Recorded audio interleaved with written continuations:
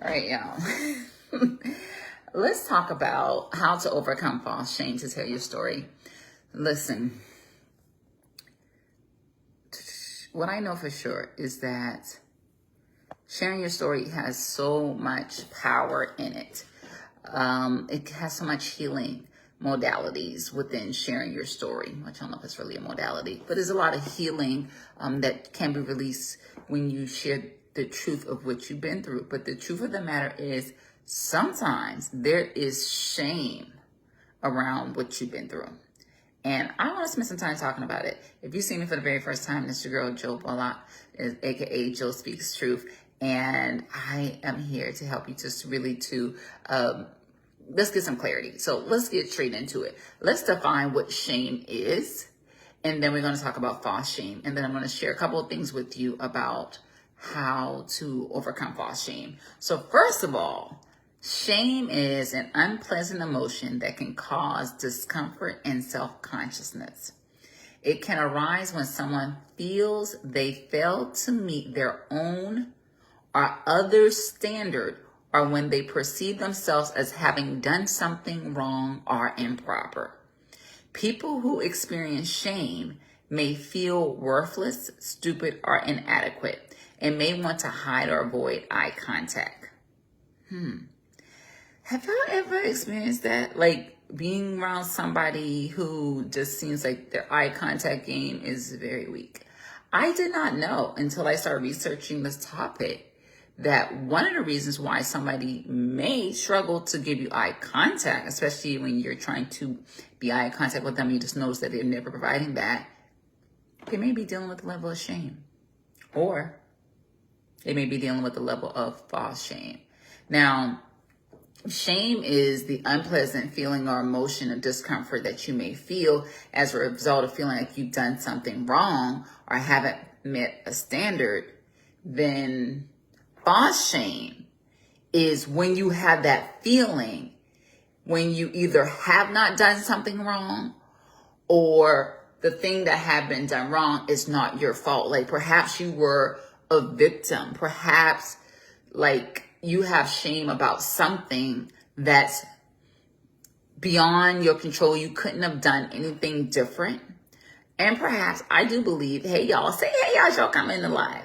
I also believe you can have a level of false shame about something that I'm going to say, inherit honestly, whether that's by way of a family pattern, a generational curse, or otherwise, and it's something you're working to detach yourself from, and or something you have overcome, and or like I said, it could be that it's as a result of something else somebody did, but you still feel bad about it. So that could be false shame, where that's like you shouldn't really feel shameful about it. And or it may have been something you've done when you were a minor or a child and didn't have the knowledge to know that you shouldn't have been doing that. Maybe you knew, but you didn't know how to get out of the situation.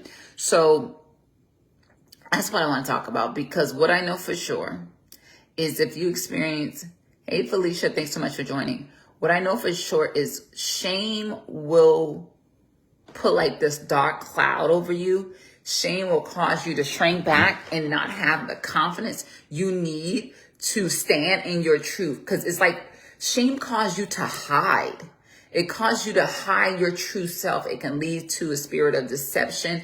It can lead to disloyalty, dishonesty, unfaithfulness, all these things in the name of trying to either protect yourself, trying to portray yourself to be something you're not, or trying to hide that which you're ashamed of.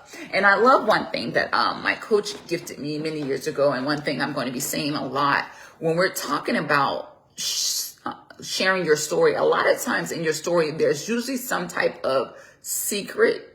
There's usually some type of thing that's hidden. There's usually some skeletons. How many people listen?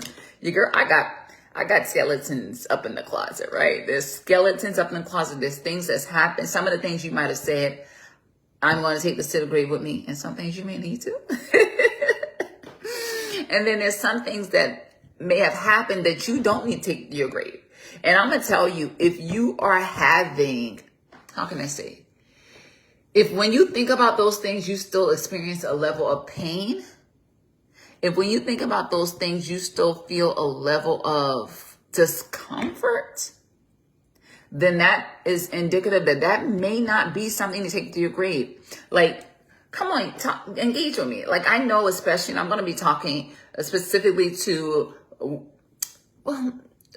women of faith, and particularly women of faith who tend to lead, right? Whether that's leading on your job, leading in ministry, or perhaps you want to start leading and start sharing your story and become an author, become a coach. So what I know is that having any of the shame stuff will hold you back. And the moment that you are able to release that secret or that which is hidden, it provides freedom. I've been telling you guys about this formula that God has gifted me with, and I really need to document it. It's going to become part of a system or some type of framework that I'm going to create, which is, I don't know if I want to call it the freedom formula, but what God has revealed to me is that everybody's looking for happiness. Like, some people call it happiness, some people call it joy. They're not the same thing, but people do tend to use those words interchangeably. So people are trying to feel good. People want to feel worthy. People want to feel like they've accomplished something. Come with me, right? We talk about this thing called Maslow hierarchy of needs, and it talks about the basic needs of life. And then at the very top of the pyramid, if you will, it talks about the need to have this actualization of who you are, this validation of you and you helping to fulfill the lives of others and living a life of meaning. So we all want to strive towards that. But what God's revealed to me is that in order to even strive towards this thing called self-fulfillment, to strive towards this thing called happiness, to strive towards this thing called joy, there's a couple things we need in the pot. And one of the very first things is the truth.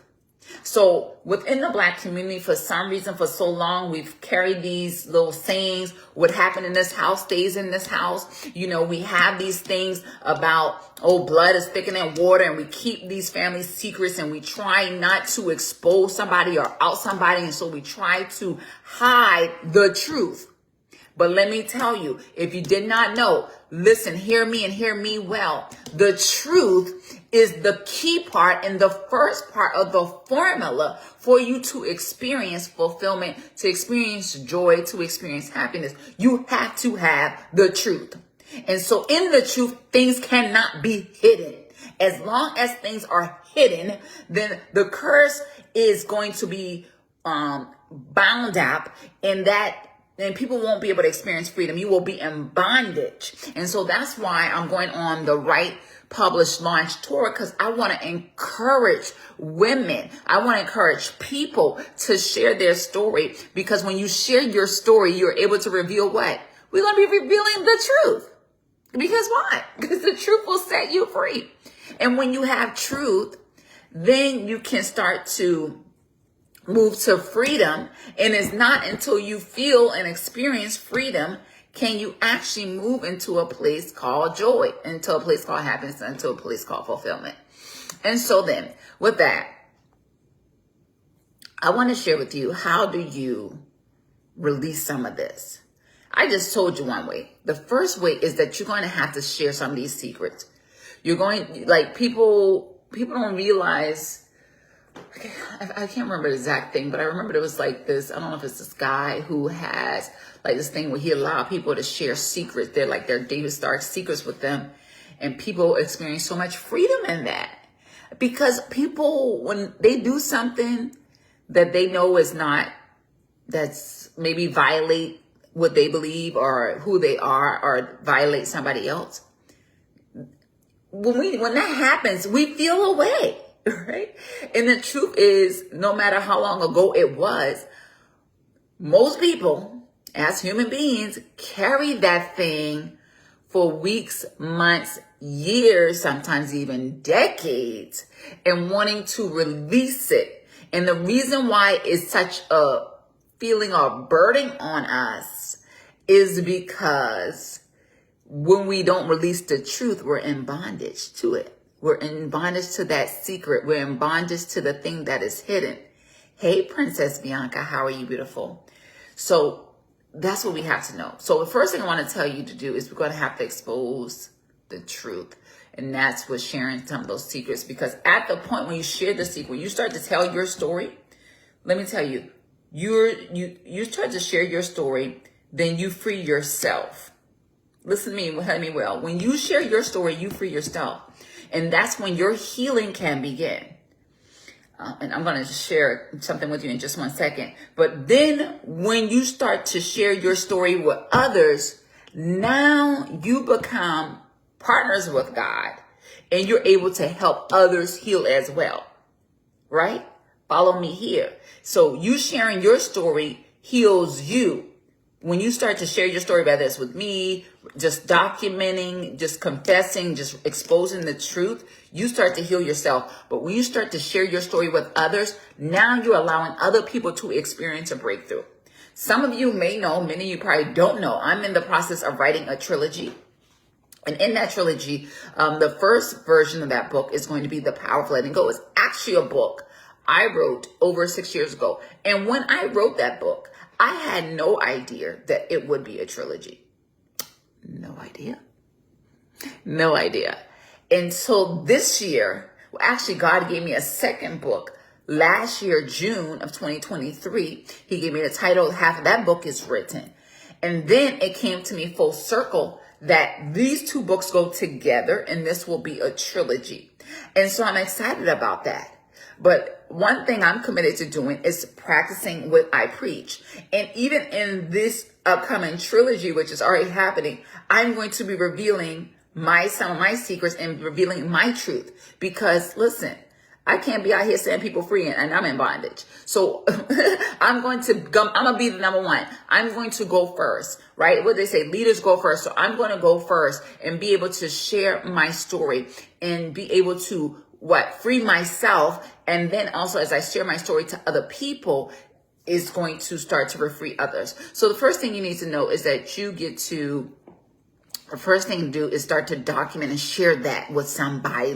Start revealing these secrets, because it's a lie from the pits of hell that what happens in this house stays in this house. What's happening so bad in your house that you need to hide it? What happened so bad in your house that you cannot expose it? The things that's happening in your house should be so good that you would want to share it with somebody else.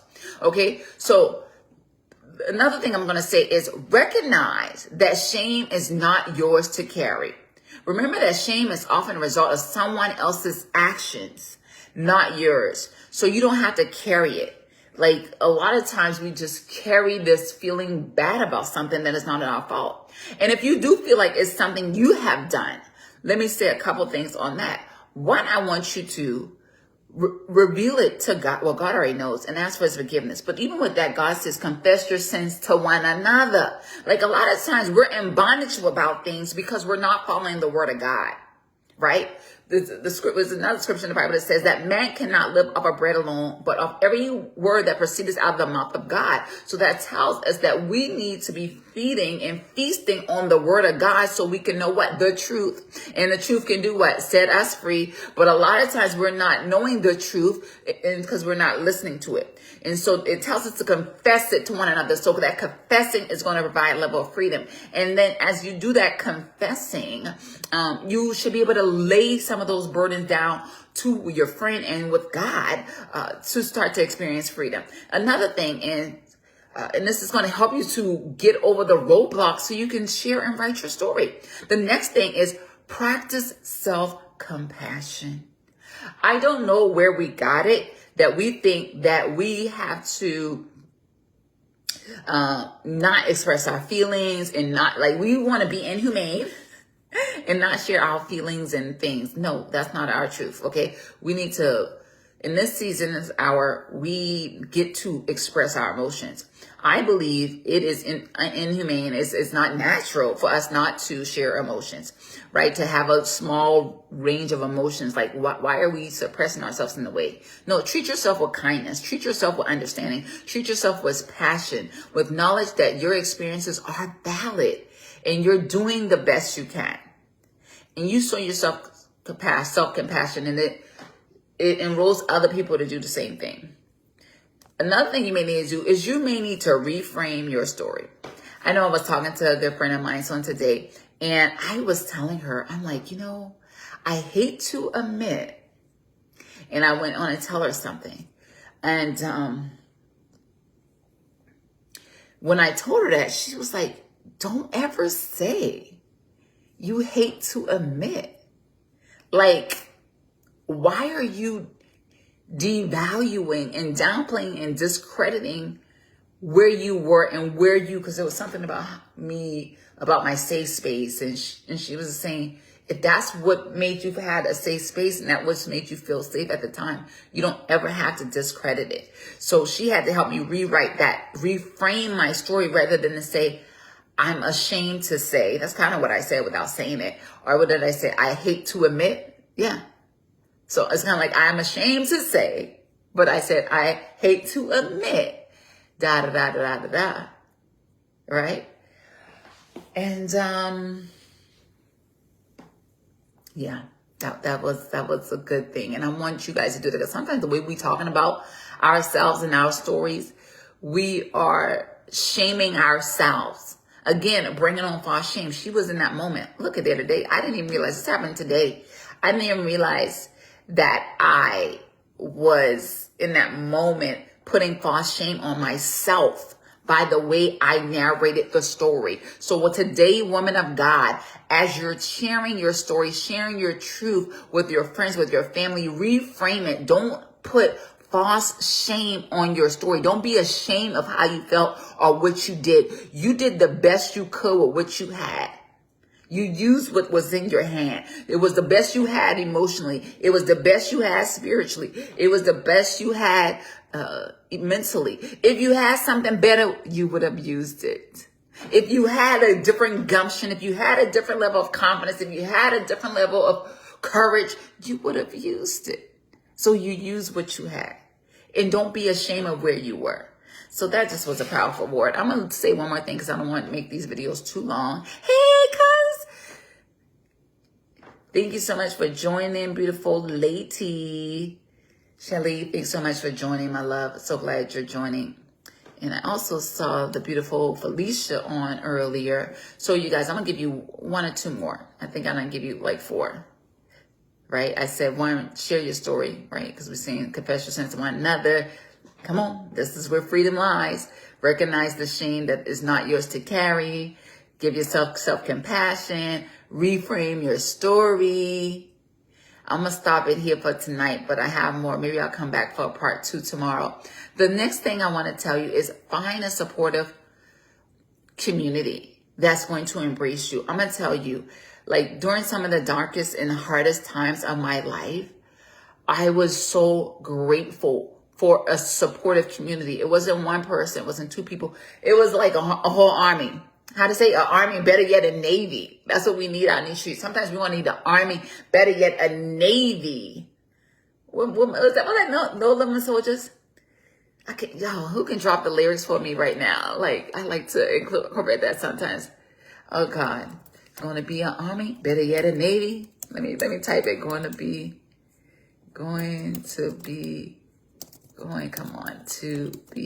an army.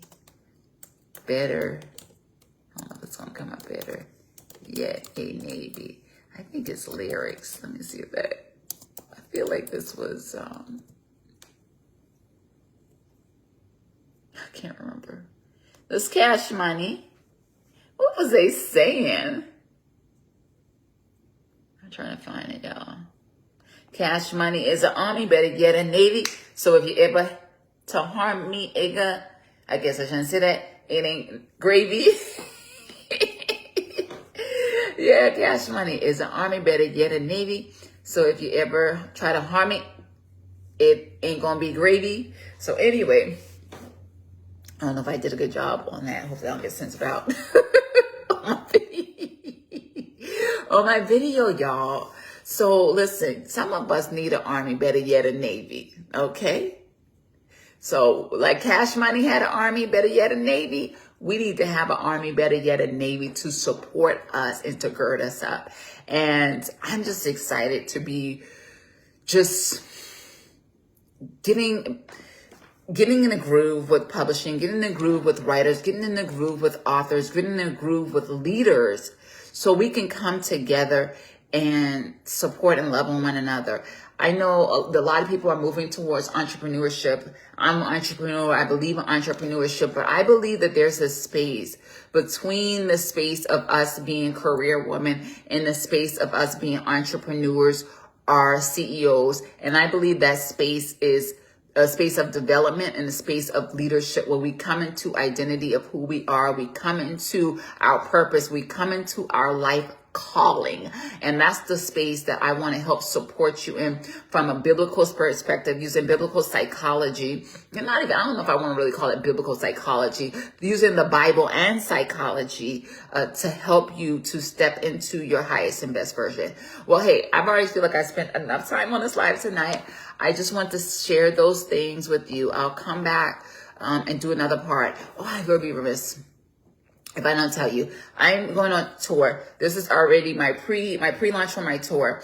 Some of my dates have been updated. And so right now, the first location I'm going to be in is Atlanta, Georgia. And that's going to be next Saturday. So if you are in and around Atlanta, Georgia, or you know somebody's in and around Atlanta, Georgia, who either wants to share their story, who has thought about publishing a book, who has been through some things and want to start their healing journey, and I want to be able to lock arms with them and talk about the right publish and launch ways to get to what I call her therapy.